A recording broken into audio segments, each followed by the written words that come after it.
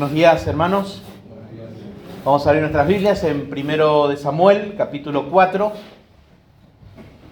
Vamos a continuar esta serie que hemos comenzado. Recuerden que uno de los propósitos de este libro es presentar al verdadero Rey, que es Jehová. Que también, si tenemos que poner un texto clave o la columna vertebral de todo este libro, se encuentra en 1 de Samuel, capítulo 2, versículo 30, cuando dice: yo honraré a los que me honran y los que me desprecian serán tenidos en poco.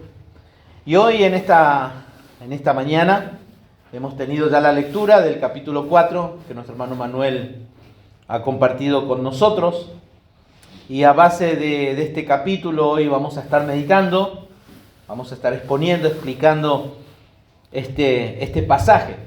Bueno, el título del sermón en esta mañana es La triste realidad del cristiano supersticioso. La triste realidad del cristiano supersticioso. Bueno, vamos a explicar por qué el título de este nombre a este sermón, pero es necesario aclarar, primeramente, justamente, que en esta mañana los capítulos 4 al 7, 7.2, digamos, desde el capítulo 4 hasta el versículo 2 del capítulo 7, es una unidad de la narrativa, es una misma narrativa, pero al ser muy larga, por supuesto, es necesario explicarlo por partes, pero en realidad es todo un contenido, una misma unidad, porque tiene un tema en común. Los capítulos del 4 al 7 son paralelos, 4 y 7.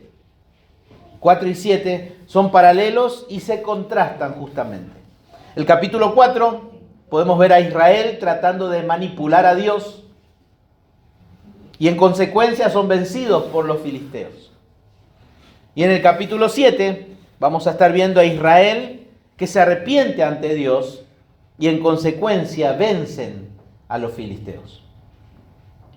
Mientras que los capítulos 5 y 6 justamente muestran el poder de Dios tanto sobre los filisteos como sobre Israel. Sin embargo, si miramos con más detenimiento aún en los 4 capítulos, nos daremos cuenta que en cada uno de ellos Dios es visto de cierta manera. Dios es contemplado y tratado justamente, de hecho, de forma distorsionada en los capítulos del 4 al 6. Pero en el capítulo 7 es donde Dios realmente es tratado como es Él, el Rey soberano. El Rey soberano. Y en estos capítulos justamente que vamos a estar meditando probablemente en este mes, 4, 5, 6 y 7, no se va a estar mencionando a Samuel. Dijimos que Samuel es una pieza fundamental y por algo este libro se llama Samuel, aunque no sabemos si fue él el que lo escribió o no, pero no va a ser mencionado él en estos capítulos. Su protagonismo pasará a estar en un periodo de silencio y la porción que expondremos no hace mención para nada al profeta, y lo más probable es que él estuviera realizando su ministerio, sin lugar a dudas. Y si él fue el escritor, el narrador de todo este libro, consideró que había acontecimientos más importantes que su vida y más necesarios que los lectores necesitaban saber. Por esa razón no se hace mención a sí mismo o el narrador, que probablemente es más cierto que sea anónimo. No fue necesario hablar acerca de Samuel. Pero en este periodo en que nos encontramos, que no contamos con datos, que podemos decir con datos acerca de las actividades de Samuel, podemos decir que todo este periodo de tiempo, desde el 4 al 7, hay un periodo de 20 años aproximadamente. Fíjense en el capítulo 7, versículo 2. Desde el día que llegó el arca a Kiriat Jearim pasaron muchos días, 20 años, y toda la casa de Israel lamentaba en pos de Jehová. Y eso lo vamos a estar explicando en este sermón. Así que Podemos decir que son 20 años de silencio, que no tenemos datos acerca de Samuel. Y que durante esa época, pero sí un objeto, llegó a ser protagonista en estos capítulos. En este proceso, en este periodo de tiempo donde el protagonismo de Samuel pasa a ser un estado silencioso, va a haber un objeto que va a ser tema, va a ser el protagonista en toda esta narrativa, del capítulo 7 al 7.2. ¿Qué objeto? ¿Cuál es este objeto? Bueno, todo el contenido de estos capítulos gira alrededor del arca del pacto de Jehová. El arca del pacto de Jehová. Y este elemento era un elemento indispensable en este periodo, fundamental. Y en esta porción el arca es mencionada 37 veces en toda esta narrativa. 37 veces. 12 en el capítulo 4, 12 en el capítulo 5, 10 en el capítulo 6 y 3 en el capítulo 7 del 1 al 2. Por lo tanto, no hay otra porción de las Escrituras en donde se preste tanta atención al arca del pacto, al arca del pacto. Y en toda esta sección de 1 de Samuel, desde el 4.1 al 7.2, es conocida en la teología bíblica como la narrativa del arca. La narrativa del arca. La narrativa del arca. En toda esta sección es la soberanía absoluta y la santidad de Dios quien no puede ser manipulado como un amuleto por Israel, ni derrotado como un trofeo por los paganos. Y sin duda en este periodo de tiempo se puede observar la soberanía de un pueblo que desconoce, la soberbia de un pueblo que desconoce a Dios. Eso es lo que vamos a ver. La soberbia de un pueblo que desconoce a Dios y siguiendo el patrón justamente de la narrativa, como dijimos, que el narrador utiliza algo para narrar toda esta historia. ¿Cuál es? Que Dios humilla a los soberbios y exalta a los humildes. En este caso, Dios humilla a los soberbios y juzga a los malvados. Israel tristemente continúa viviendo en apatía, en apostasía, en rebeldía, desobediencia espiritual, sin entender y ni buscar a Dios. Por lo tanto, en este capítulo 4 que hoy nuestro hermano Manuel ha leído para nosotros, Israel sufre una catástrofe espiritual al confiar en Dios de manera supersticiosa, porque la gloria y la soberanía de Dios no pueden ser manipuladas. Eso es lo que relata el narrador en este capítulo 4.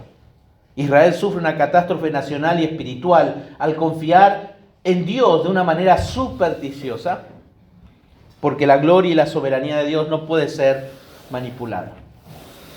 Por lo tanto, para nosotros en esta mañana, ¿cuál es el mensaje para nosotros? ¿Cuál es la intención de Dios para nosotros a través de esta lectura, de esta explicación de este capítulo? Es que a Dios no se lo puede manipular con religión. No se puede manipular a Dios con religión. A Dios se le honra sometiendo nuestra vida a su soberanía con obediencia. De esa manera. De esa manera se honra a Dios, sometiendo nuestra vida a su soberanía con obediencia. No podemos manipular con religión. Cuando hablamos de religión, estamos hablando ¿de qué? De hábitos. Leer la Biblia, asistir a la iglesia, orar, ofrendar. Hábitos piadosos. Y a veces creemos que con esos hábitos podemos manipular a Dios. Y vamos a ver que no es así. Y para eso vamos a explicar esta narrativa y vamos a ir poniendo nombres a ciertas escenas para poder entender este pasaje. Y ante todo vamos a orar al Señor pidiendo su bendición. ¿Oramos? Padre, estamos agradecidos en esta mañana por darnos vida y ahora al abrir tu palabra, que tu Espíritu Santo, Señor, nos ayude a entenderla. Que nos hables, Padre. Te lo pedimos en el nombre de Jesús. Amén. Bueno, la primera escena que encontramos en esta narrativa la encontramos en el versículo 1 al 4. del 1 al 4. Esta escena va a hablar acerca de la derrota. La derrota. Ahí en el versículo 1 al 4 dice: porque aquel tiempo salió Israel a encontrar en batalla a los filisteos y acampó junto a Ebenezer, y los filisteos acamparon en Afec. Y los filisteos presentaron la batalla a Israel, y trabándose el combate, Israel fue vencido delante de los filisteos, los cuales hirieron en la batalla en el campo a 4.000 hombres. Muchos creen que la razón por la cual el ejército filisteo presentó batalla obedece a una acción de venganza. Los filisteos quieren vengarse justamente por las pérdidas que les produjo el último acto de Sansón, destruyendo todo ese lugar donde ellos adoraban a Dagón. ¿No? ¿Pero por qué decimos esto? ¿Por qué decimos que el pueblo filisteo actúa en contra de Israel en venganza por lo que hizo Sansón? Bueno, acompáñenme en Jueces capítulo 13 para poder meternos en el contexto. Jueces 13, versículo 1, dice: los hijos de Israel volvieron a hacer lo malo ante los ojos de Jehová, y Jehová los entregó en mano de los filisteos. ¿Por cuántos años? 40 años. Capítulo 15, versículo 20. Y juzgó a Israel, hablando de Sansón, en los días de los filisteos, 20 años. Ya aquí vemos a Sansón ya, digamos, juzgando y protegiendo al pueblo de Israel de los filisteos por 20 años. Podríamos considerar los primeros 20 años o los segundos 20 años. Pero en esos capítulos, en el capítulo 13 y capítulo 15, podemos ver, 13 y 15, que Dios permitió a los filisteos juzgar o angustiar al pueblo de Israel durante 40 años. ¿Qué quiere decir esto? Que Samuel fue contemporáneo justamente de Sansón. Acuérdense que toda la narrativa de Jueces no fueron todos cronológicamente, sino que cada situación fueron en lugares dispersos en todo el territorio de Israel. Dios fue levantando jueces en distintos lugares de Israel. Por lo tanto, este hecho pudo haber sido contemporáneo de Samuel. Acuérdense que toda la narrativa de primero de Samuel es en el año 1105 a.C. Y la historia de Sansón es aproximadamente allí en el año 1070 a.C. Entonces, por esta razón creemos que el ataque de los filisteos a Israel era por venganza a todo lo que Sansón hizo. Acuérdense, Sansón no destruyó a los filisteos. Gran parte de los filisteos murieron en ese acto suicida de Salomón. Y eso quizás ayudó un tiempo a que nuevamente se fortalecieran y ataquen a Israel. Ahora, ¿quiénes eran estos filisteos? ¿Quiénes eran? Ellos fueron enemigos, podemos ver, acérrimos de Israel durante el periodo de los jueces, en estos últimos periodos de jueces, capítulo 13 al capítulo 16. El origen de este pueblo probablemente se encontró en la isla de Creta, o allí alrededor de algún pueblo cerca del mar Egeo. Probablemente los filisteos llegaron a Canaán en dos migraciones diferentes, muy antiguas. Quizás en los tiempos de Abraham, allí por el año 2000 a.C., y luego un segundo grupo 800 años después. Y así ellos se establecieron en 5 ciudades costeras al sur de Canaán. 5 ciudades importantes. Una de ellas, Gaza, donde hoy está allí la franja de Gaza.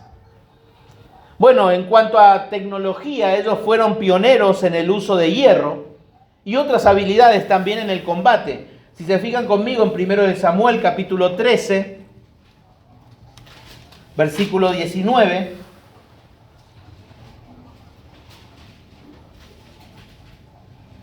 dice la palabra de Dios: y en toda la tierra de Israel no se hallaba herrero, porque los filisteos habían dicho, para que los hebreos no hagan espada o lanza, por lo cual todos los de Israel tenían que descender a los filisteos para afilar cada uno la reja de su arado, su azadón, su hacha o su hoz. Evidentemente eran hombres que trabajaban con hierro. Y en cuanto a la religión, el dios principal de su mitología fue el dios Dagón. Quizás ustedes pueden buscar, googlear, o en alguna nota, en alguna Biblia de estudio, van a ver que Dagón era el dios de los cereales, de las semillas, de la cosecha. Pero algunos estudiosos sugieren que este dios es representada con una figura compuesta, como un sireno, ¿no? La parte superior de su cuerpo sería humana y la parte inferior, restante, sería en forma de pez. Justamente los filisteos trajeron esta deidad falsa, ¿no? Porque acuérdense, ellos eran oriundos allí de la zona de Creta, cerca del mar Egeo. Probablemente ellos eran también marineros, vivían en ciudades marítimas y por esa razón se establecieron en la costa de Canaán. Entonces, ellos mantuvieron, digamos, su deidad. Ahora, aunque la Biblia menciona a los filisteos 286 veces y habla de su territorio en otras 8, es sorprendente la poca información aún que tenemos sobre este pueblo. Es poca la información. Es muy poco lo que se conoce de su cultura, es muy poco lo que se conoce de su literatura. Tan así que la palabra filisteo hoy día, mejor dicho, en los días de Samuel, se ha convertido en sinónimo de ignorante, de inculto, de cerrado de mente, terco. Terco. Entonces cuando te enojas ahí con tu esposo, decirle, no seas filisteo, mi amor. O filistea, ¿no? En caso si fuera al revés, ¿no? La situación. Pero bueno, la palabra de Dios aquí nos está hablando de eso, la derrota. ¿La derrota de quién? De este pueblo, de los filisteos. En venganza atacaron y dice que 4.000 hombres murieron en esa primer batalla. 4.000 judíos asesinados, muertos en batalla en mano de los filisteos. Y esto nos lleva a una segunda escena, porque esta derrota les lleva, y la vamos a titular la escena de la decisión, les lleva a tomar una decisión a los judíos. En los versículos 3 y 4, dice allí la palabra de Dios: cuando volvió el pueblo al campamento, los ancianos de Israel dijeron, ¿por qué nos ha herido hoy Jehová delante de los filisteos? Tráiganos a nosotros de Silo el arca del pacto de Jehová. Este texto nos presenta aquí cuán alejados están los israelitas de la realidad. Sin embargo, se puede observar que la más triste es que son los líderes espirituales que están muy alejados de su realidad. No solo el pueblo, sino los líderes. Cuando el ejército regresa de la batalla, luego de perder a 4.000 hombres, los líderes espirituales, los ancianos de Israel, hacen una muy buena pregunta, en cierto modo. Una muy buena pregunta. Pero también una pregunta teológicamente astuta. ¿Y cuál es esta pregunta? ¿Por qué nos ha herido hoy Jehová delante de los filisteos? Bueno, en esta pregunta se puede observar una consideración de la soberanía de Dios. Porque están diciendo, ¿por qué nos ha herido hoy? ¿Quién? Jehová. Están asumiendo la soberanía de Dios sobre esta situación. Pero el problema de la pregunta es que los líderes espirituales no poseían el discernimiento espiritual para saber cuál era la razón. Ahora, ¿cuál era la razón? La respuesta es muy sencilla. ¿Cuál es? La apostasía y la rebeldía en la cual ellos vivían. En la oscuridad en la que ellos vivían. Acuérdense, estaban viviendo en el tiempo donde cada uno hacía lo que bien les parecía. El tiempo más oscuro que el pueblo de Israel vivió para con su Dios. ¿Por qué es sencilla esta pregunta? Porque estos líderes que tendrían que estar ministrando religión, que tendrían que estar ministrando al pueblo, No podían discernir cuál era realmente el problema. El problema era muy sencillo. Dios le había dicho al pueblo de Israel en Levítico, capítulo 26, versículo 17, que si ellos vivían en desobediencia, Dios les dice: pondré mi rostro contra vosotros y seréis heridos delante de vuestros enemigos. Y los que os aborrecen se enseñorearán de vosotros y huiréis sin que haya quien os persiga.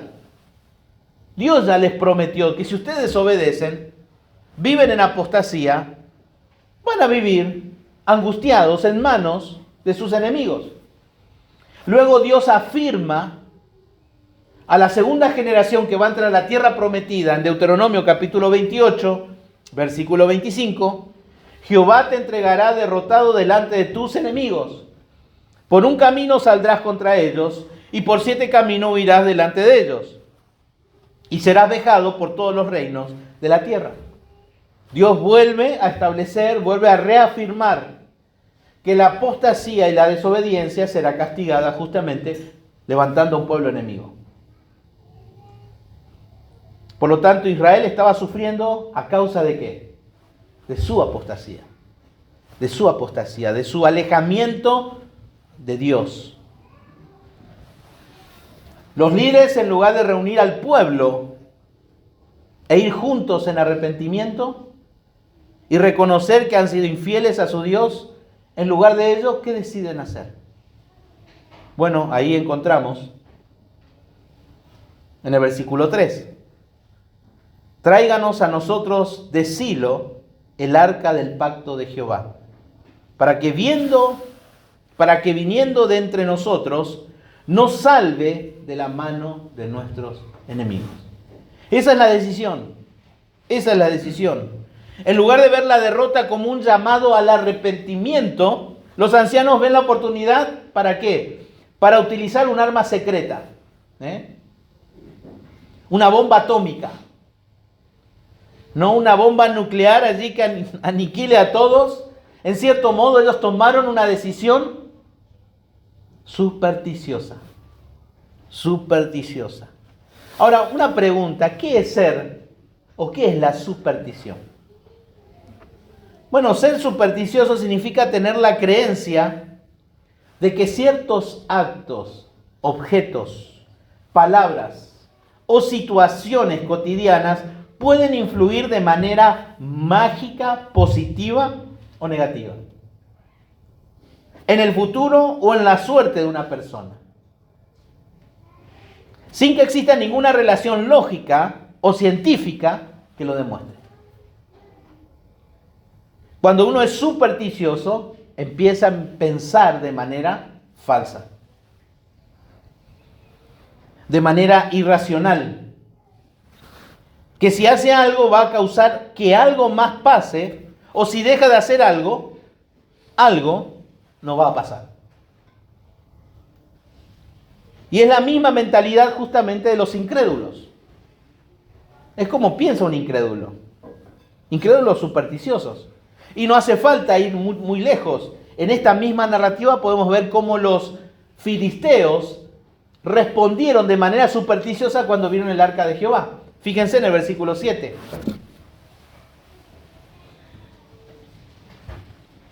Dice el versículo 7: y los filisteos tuvieron miedo porque decían: ha venido Dios al campamento. Y dijeron: ¡ay de nosotros! Pues antes de ahora no fue así. ¡Ay de nosotros! ¿Quién nos librará de la mano de estos dioses poderosos? Estos son los dioses que hirieron a Egipto con toda plaga en el desierto. Esforzaos, oh filisteos, y sed hombres, para que no sirváis a los hebreos como ellos han servido a vosotros. Sed hombres y pelead. ¿Vieron? Los judíos tomaron la misma postura que los filisteos. Traigan el arca, traigan la bomba atómica, tráiganlo, vamos a aniquilar y vencer a nuestros enemigos y a tomar venganza por estas 4.000 almas que murieron en batalla. Bueno, esto fue un problema serio. Porque no solamente ellos tomaron una decisión supersticiosa, ellos tomaron una decisión supersticiosamente blasfema. ¿Por qué razón? Bueno, para eso necesitamos detenernos un poquito aquí y recordar brevemente qué es el arca. ¿Qué es el arca de Dios? ¿Cuál es el arca del pacto?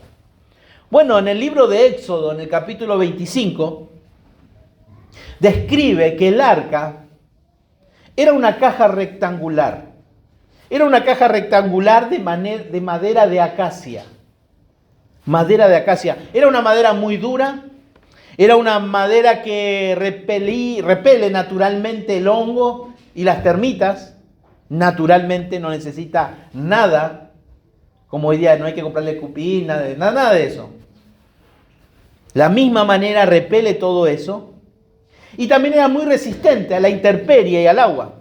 Las dimensiones de este mobiliario era de 115 centímetros de largo, 69 centímetros de alto y 69 centímetros de ancho. Era un mobiliario pequeño. Este mueble estaba bañado prácticamente de oro puro, tenía 4 patas en la parte inferior y poseía 4 anillos, que esos anillos en los costados, en las esquinas de este mueble, eran utilizados para introducir en ellos 2 maderas bañadas también en oro para poder ser transportadas. El arca por dentro estaba hueca y en su interior había 3 elementos. 3 elementos. ¿Qué elementos había dentro del arca? Según el libro de Hebreos, capítulo 4, versículo 5, dice: y el arca del pacto cubierta de oro por todas partes, en la que estaba una urna de oro que contenía el maná, la vara de Aarón que reverdeció y las tablas del pacto. Aquellas tablas que Dios dio a Moisés en el monte Sinaí. Esos 3 elementos en el interior de esa caja.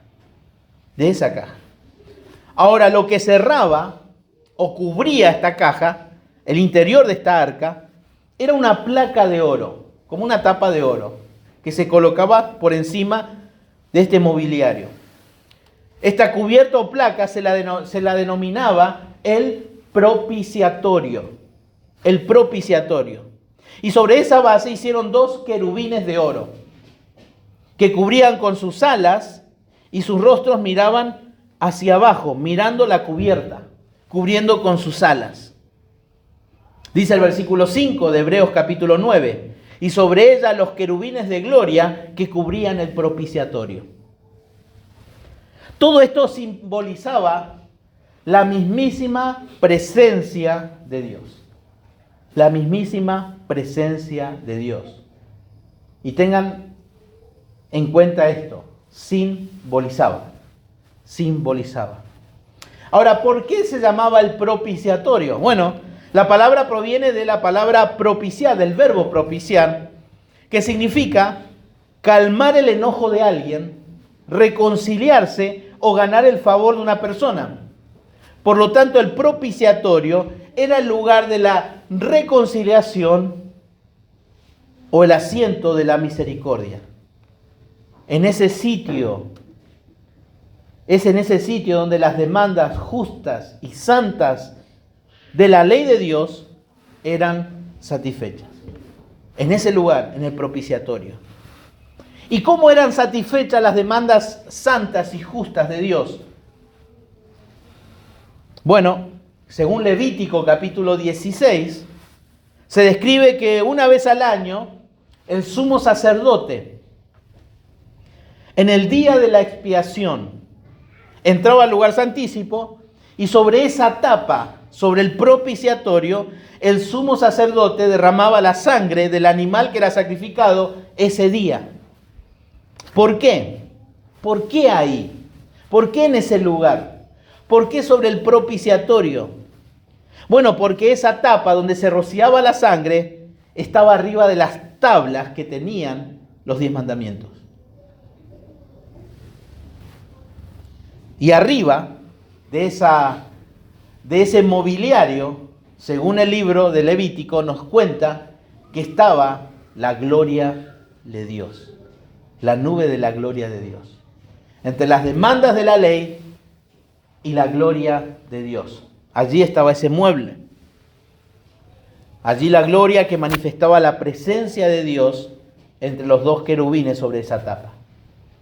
La tapa rociada con sangre simbolizaba que entre la ley que había sido quebrantada por el pecador y la gloria de Dios, había muerto alguien. Debido al castigo por el pecado. ¿Y cuál es? Muerte. Muerte.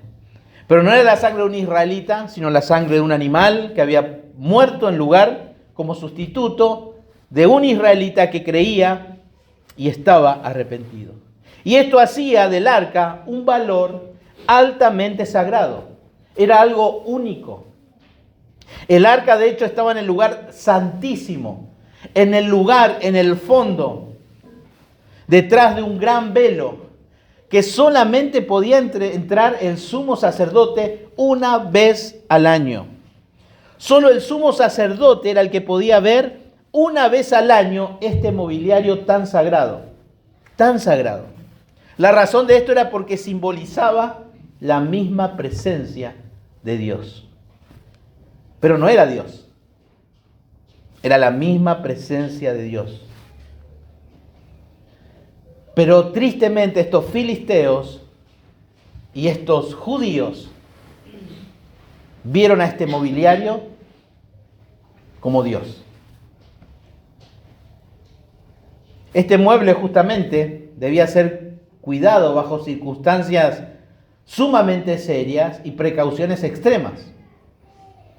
Según Levítico capítulo 16, debían seguirse ciertos protocolos minuciosos porque se jugaba prácticamente la vida por una mala manipulación de este mobiliario.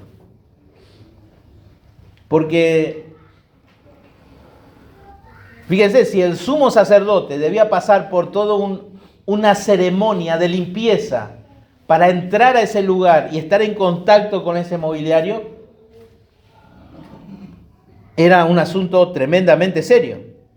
Por lo tanto, había que seguir el procedimiento al pie y letra, como Dios lo había mandado. Y otro detalle fundamental de este mobiliario es que en el libro de Números, en el capítulo 4, versículos 5 al 15, se puede observar también que cuando el campamento israelita en el desierto se movilizaba, se movía cada día, ellos tenían que mover también el tabernáculo. Entonces, para no haya nada irreverente y nadie pierda su vida, Dios había establecido un procedimiento muy cuidadoso para transportar el arca. Muy cuidadoso. Solo Aarón y sus hijos debían desarmar el velo de la tienda y usar ese mismo velo para envolver el arca. El velo, ¿vieron el velo que estaba enfrente? Con ese mismo velo ellos envolvían el arca. Después volvían a cubrir con una segunda capa protectora sobre el arca. La cubrían con la cubierta exterior, la cual repelía el agua. Y en tercer lugar se volvía a cubrir, pero ahora con un paño azul, para distinguir entre los otros mobiliarios, para distinguir que ahí está el arca de Dios, el arca de Dios. Y luego la levantaban justamente con las varas de madera bañadas en oro. Y esto no lo podía hacer cualquiera también. Si bien todo este procedimiento de preparativo para el traslado del arca era por mano de los levitas, en este caso de Aarón y sus hijos, Dios estableció que justamente sean los hijos de Coat, o si no los coatitas. Ellos eran los encargados de transportar esta arca. Incluso si los coatitas llegaban a tocar el arca sin la manera como estaba establecido, ellos perdían su vida. ¿Se acuerdan? Hay un relato donde el arca se estaba, porque hay uno quiso con la buena intención, fui y atajó y se murió. ¿Por qué razón? Dios les advirtió justamente que los mataría. La idea de Dios con todo este procedimiento era infundir temor santo sobre ellos. Que ellos entendieran la realidad de un Dios santo. El santo, santo, santo. ¿Para qué servía todo esto? Todo este ritualismo, toda esta severidad de instrucciones. Porque el arca era especial porque apuntaba y simbolizaba la presencia de Dios. Apuntaba al liderazgo de Dios sobre su pueblo. Apuntaba a la voz de Dios y a su perdón. Y cuando el pueblo marchaba, el arca iba delante de ellos. Allí enfrente, a cierta distancia, el arca iba delante de su pueblo en medio del desierto. Y fue lo que había sucedido también cuando Israel cruzó el Jordán. Y también sucedió esto cuando se acuerdan en Jericó, Josué. Durante esos días dando vuelta, marchando alrededor de los muros de Jericó. ¿Quién iba adelante? El arca. El arca. Y bueno, entonces claro, los ancianos saben todas estas cosas. Saben todo lo que había sucedido en el pasado. Y aunque ellos saben que no están siendo fieles a Dios, vamos a ver si funciona este truco. Vamos a ver si el arca funciona como funcionó en Jericó. Vamos a ver qué pasa. Bueno, el versículo 4 dice, y envió el pueblo a Silo y trajeron de allá el arca del pacto de Jehová de los ejércitos. Acuérdense este nombre, Jehová de los ejércitos, hablando de la soberanía de Dios, que moraba entre los querubines. Y los dos hijos de Elí, Ofni y Fines, y estaban allí con el arca del pacto de Dios. Acá estamos salvados. Ahí viene el arca, y vienen los dos personajes, ¿no? Estamos salvados, salvamos el día, Ofni y Fines. El arca era símbolo de la presencia de Dios, justo y santo, y en medio de su pueblo. Por ello, la más preciosa y sagrada de las posesiones de Israel, ellos lo tomaron como un amuleto. Ellos lo tomaron como un amuleto, como un objeto supersticioso. Ellos ni siquiera consideraron la presencia de Dios. Fue el arma secreta para ellos para triunfar en una guerra.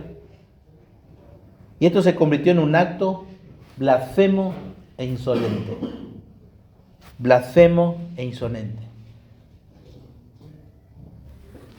La motivación de ellos no era la adoración ni el arrepentimiento a esto, sino ganar una batalla a costa de ¿qué? De cualquier precio. Ellos querían resultados sin piedad. Por eso esta fue una decisión supersticiosamente blasfema. Bueno, en el versículo 5 al 9 encontramos una tercera escena.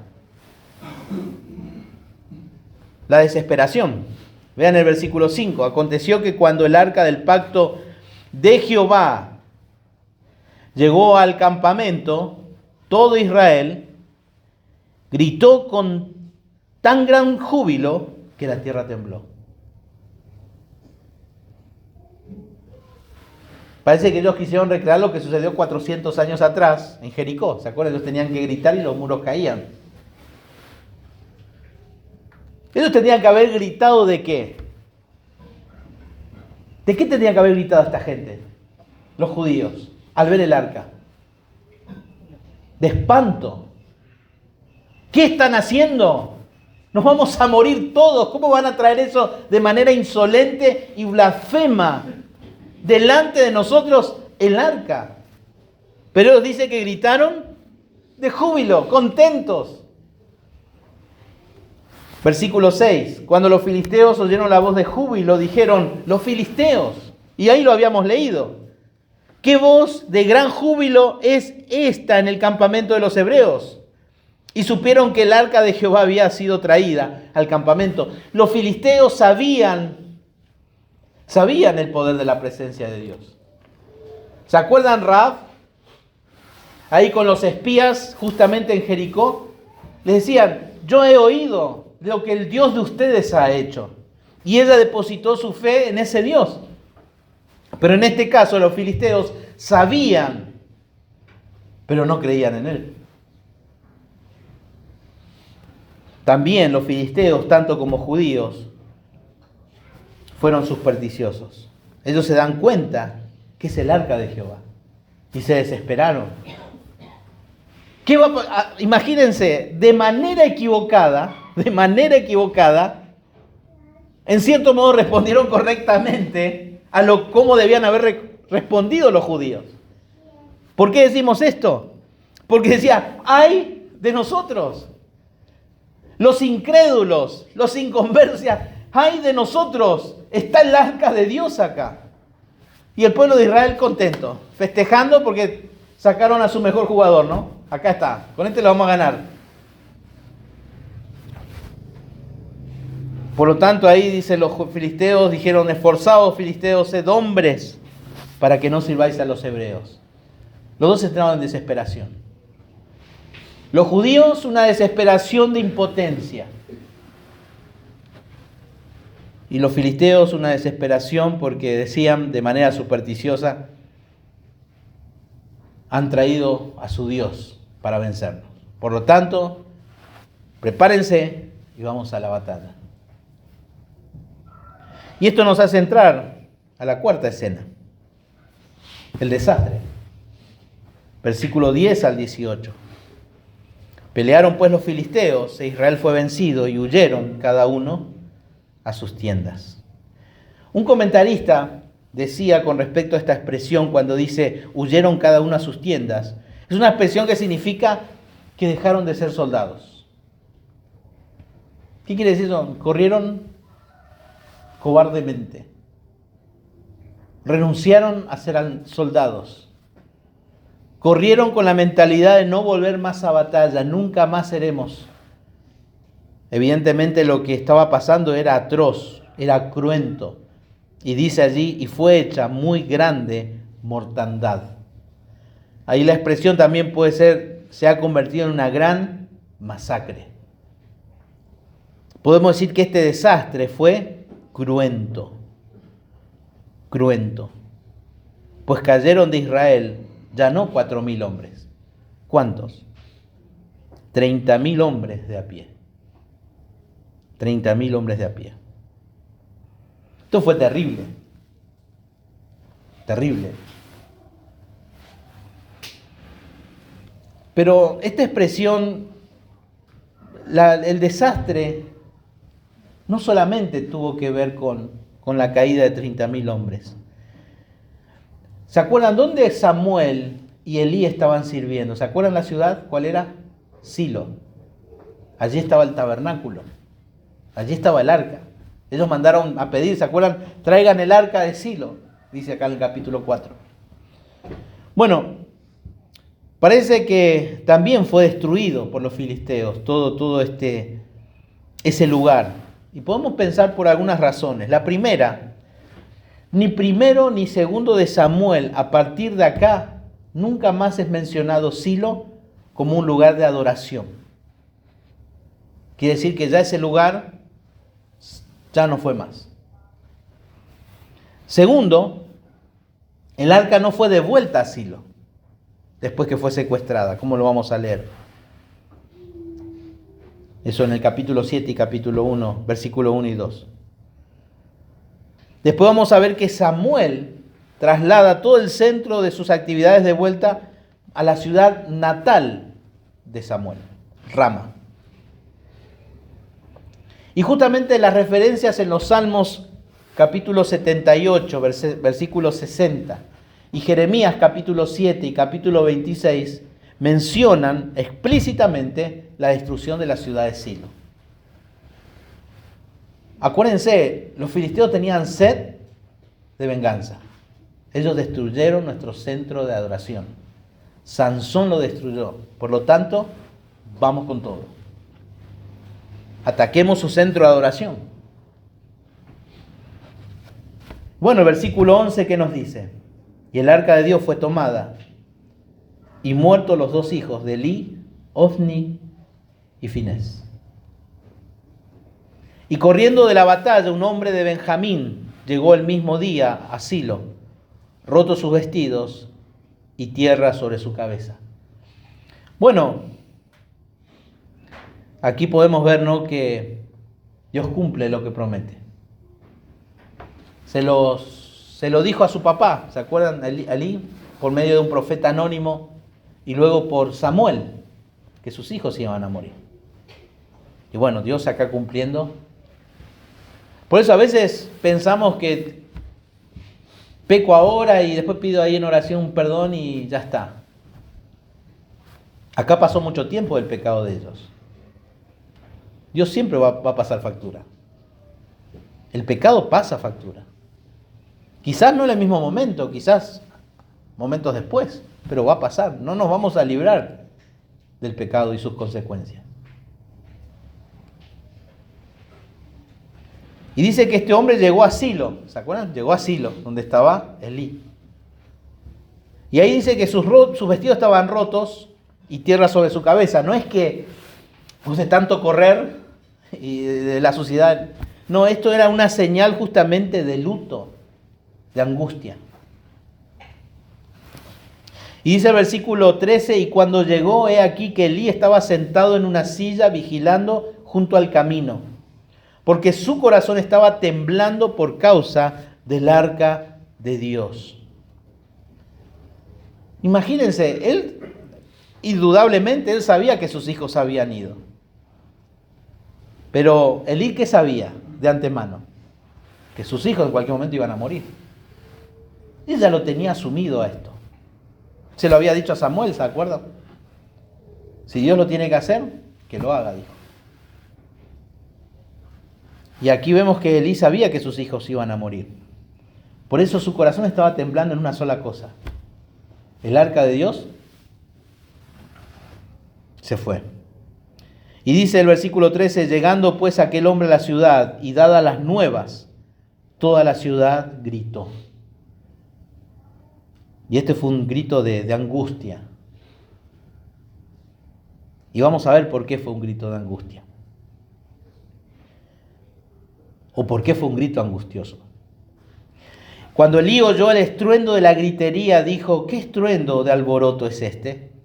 Y aquel hombre vino a prisa y dio las nuevas a Elí.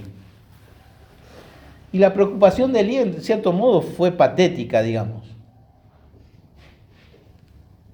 Era ya Elí, dice versículo 15, de edad de 98 años, y sus ojos se habían oscurecido, de modo que no podía ver. Digamos, él no vio nunca a este hombre llegar, él estaba ciego. Dijo pues aquel hombre a Elí, yo vengo de la batalla, he escapado hoy del combate. Y Elí dijo, ¿qué ha acontecido, hijo mío? Y el mensajero respondió diciendo, Israel huyó delante de los filisteos, y también fue hecha gran mortandad en el pueblo. Y también tus dos hijos, Ofni y Finés, fueron muertos, y el arca de Dios ha sido tomada. Bueno, aquí hay una trágica progresión en el relato y en el informe que pasa este hombre, este mensajero, a Elí. Primera noticia, Israel huyó. Segunda noticia, hubo gran matanza. Tercera noticia, tus hijos murieron. La cuarta noticia, el arca fue tomada.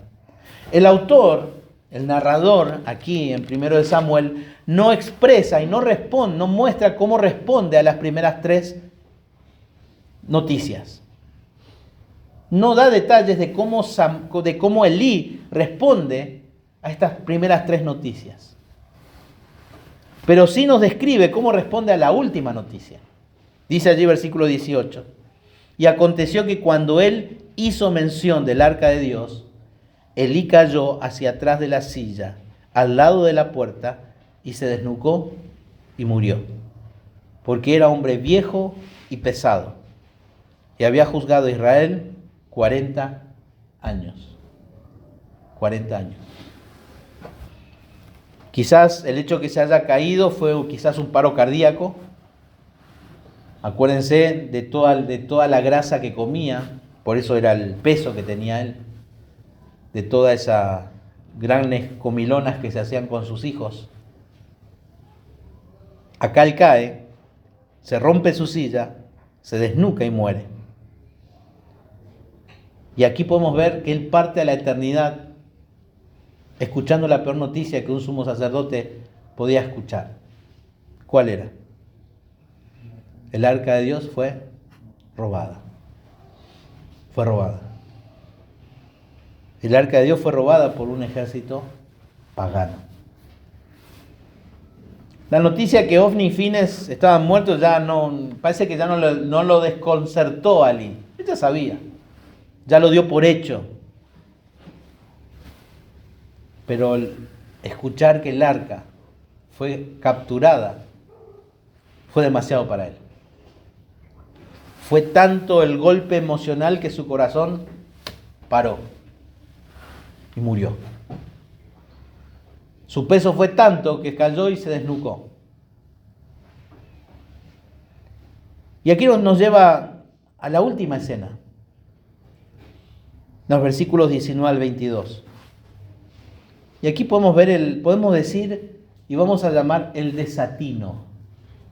El desatino. ¿Por qué el desatino?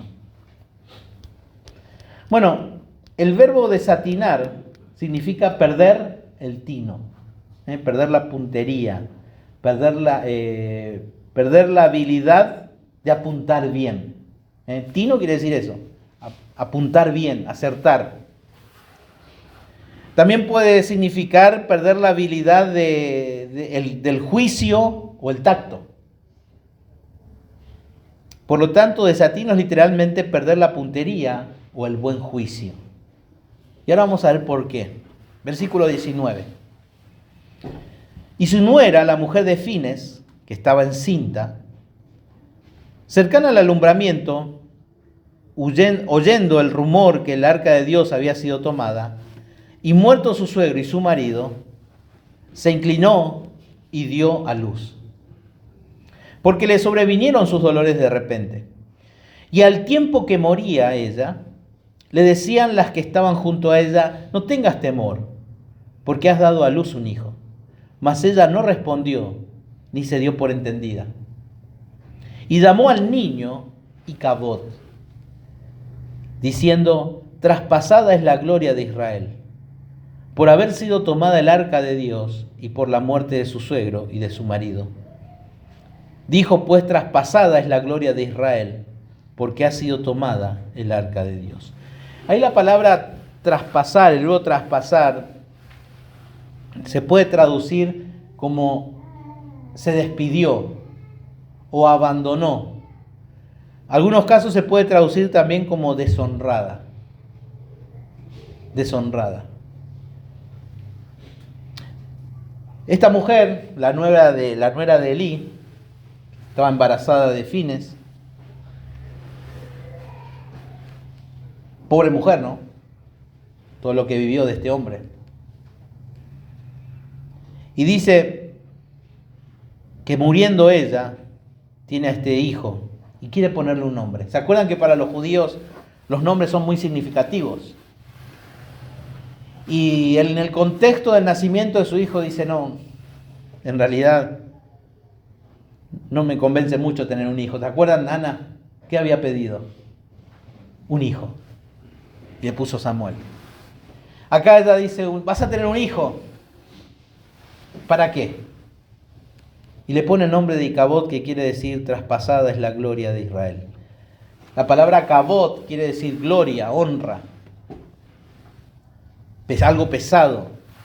Y acá está diciendo: la gloria de Dios, la gloria de Israel nos ha abandonado.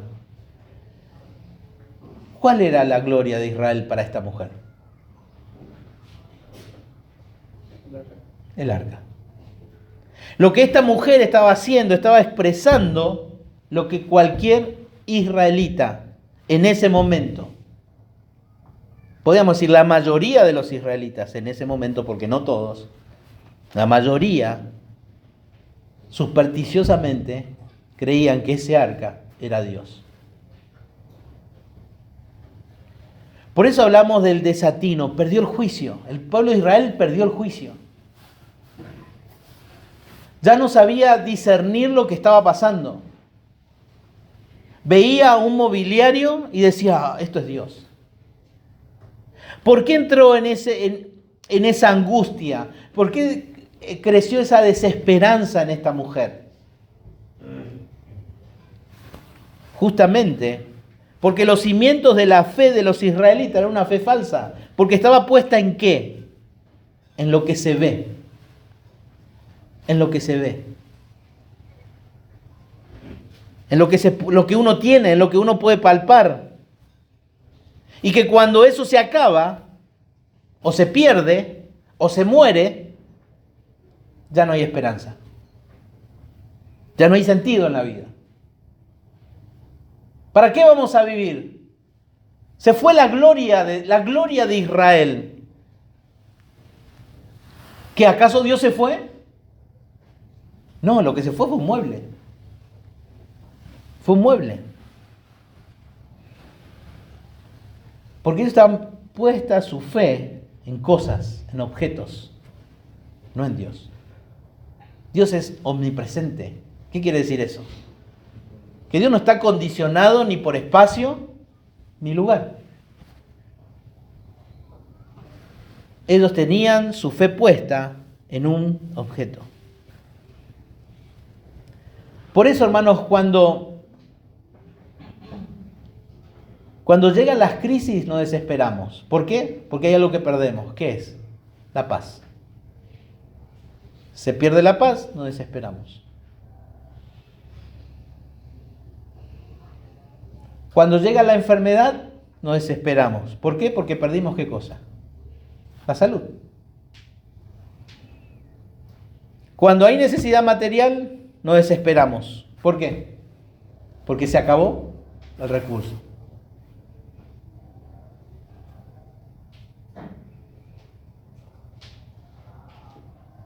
Cuando muere una persona, un ser querido, nadie niega la tristeza y la angustia y el valle de muerte que uno atraviesa.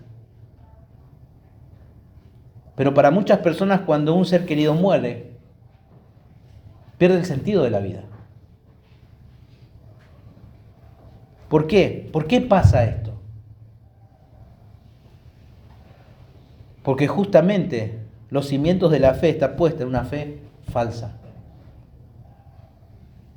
Una fe falsa. Y la fe falsa es justamente producto de una vida supersticiosa. Y uno dice, ¿cómo puede ser que un creyente pueda ser un supersticioso? ¿Acaso que usa la cintita roja? ¿O entran como los jugadores con el pie derecho y pie izquierdo en la cancha para... Una vida supersticiosa de un creyente es, por ejemplo, hoy me tengo que ir a la iglesia. O si no, Dios que va. ¿Y cómo andás? Y ahí siempre estoy haciendo mi lectura.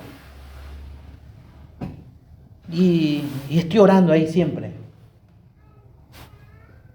Voy a la iglesia. Pero, ¿por qué hacemos eso? Para estar bien y no tener problemas. ¿No? Pasa eso. Para no tener problemas. No porque amamos a Dios. No leemos la Biblia y no oramos a Dios, no es porque tenemos una devoción a Dios, sino porque no queremos tener problemas. Queremos estar bien en nuestro matrimonio. Queremos estar bien en nuestra paternidad. Queremos estar bien en el trabajo. Por eso buscamos a Dios en la palabra, oramos, pero no buscamos a Dios en la palabra y oramos por devoción. Y ese fue el problema de Israel. De esa manera nos comportamos supersticiosamente. No hay devoción a Dios. Queremos manipular a Dios. Creemos que porque leemos la Biblia y ahí yo solito nomás tomo mis decisiones y ya, me lanzo al...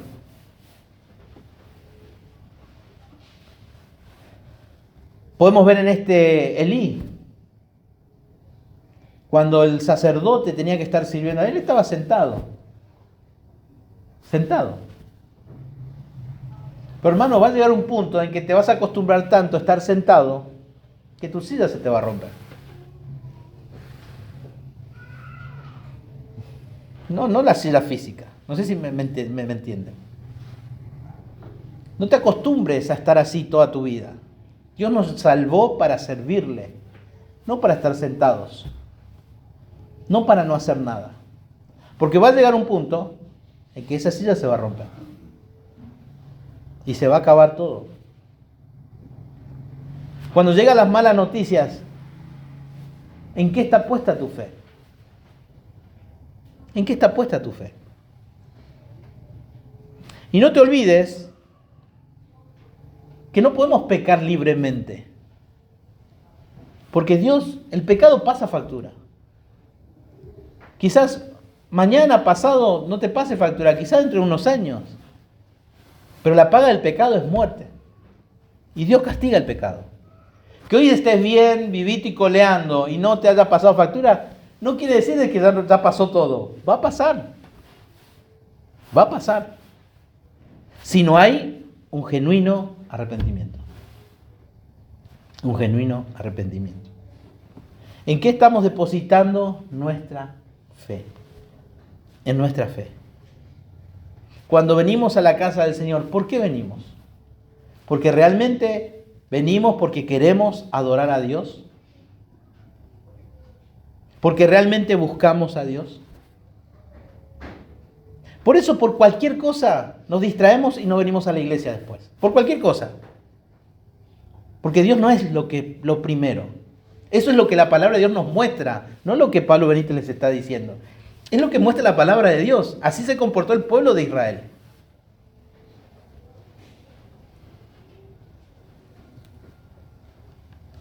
Por eso a la hora de decidir qué hacer, rendirle culto un domingo, ¿qué es prioridad? ¿Un cumpleaños, una fiesta, una actividad, una conmemoración? ¿Qué es? Si es Dios el que nos llama, es Dios el que merece toda nuestra adoración. Y Él ha establecido que nos congreguemos para buscarle a Él. Luego lo demás. Pero evidentemente, parece ser que adoramos a un Dios supersticiosamente. Y lo más triste que a un cristiano le puede pasar es vivir su vida cristiana de manera supersticiosa. Supersticiosa. Que la palabra de Dios a nosotros nos anime, nos ayude, nos exhorte y saber que a Dios no se le manipula con religión. A Dios se le honra sometiendo nuestra vida a su soberanía con obediencia. Porque Dios ha dicho, Dios lo ha dicho en su palabra.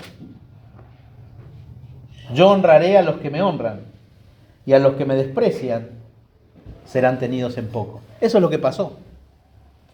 Eso es lo que pasó en esta narrativa. Deshonraron a Dios.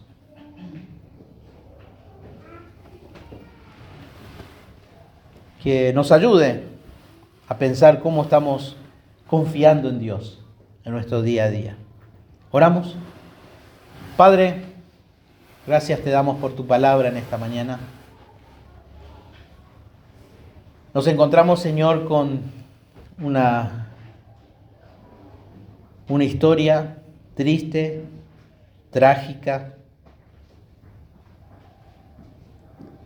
Señor, es nuestro deseo que esto no se repita en nosotros. Ayúdanos, Señor, a quitar todo aquello que no nos permite adorarte y amarte de manera genuina.